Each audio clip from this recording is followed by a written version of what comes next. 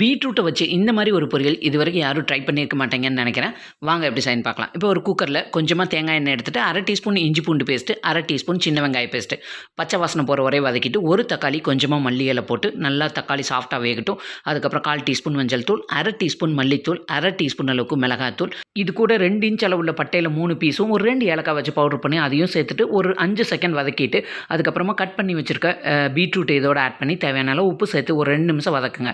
அதுக்கப்புறமா ஒரு 1/4 கப் அளவுக்கு தண்ணி சேர்த்துட்டு லிட்டை போட்டு க்ளோஸ் பண்ணி ஒரே ஒரு விசில் விட்டுட்டு ப்ரெஷரை தூக்கி விட்டுருங்க. ஏன்னா ப்ரெஷர் போகிற வரை வெயிட் பண்ணிங்கன்னா காய் ரொம்ப குழஞ்சிரும். ஓப்பன் பண்ணிவிட்டு தண்ணி இருந்தேன்னா நல்லா ட்ரை பண்ணிவிட்டு ஸ்டவ் ஆஃப் பண்ணிடுங்க. சூப்பரான பீட்ரூட் பொரியல் ரெடி ஆயிடுச்சு. இது வெறும் சூடான சாதத்தோடு போட்டு பிசைஞ்சு சாப்பிட்டாலும் அருமையாக இருக்கும். லஞ்ச் பாக்ஸுக்கு வெறும் இந்த காய் மட்டும் பிசைஞ்சு கொடுத்தீங்கனாலும் குழந்தைங்க சூப்பராக சாப்பிட்டுக்கும். இது சாம்பார், ரசம், தயிர் சாதம் எல்லாத்துக்கும் ஒரு நல்ல காம்பினேஷன். இந்த பொரியலை நீங்கள் இது வரைக்கும் ட்ரை பண்ணியிருக்க மாட்டீங்கன்னு நினைக்கிறேன். கண்டிப்பாக ட்ரை பண்ணி பாருங்கள். இந்த வீடியோ பிடிச்சிருந்தால் மறக்காமல் சப்ஸ்கிரைப் பண்ணிடுங்க.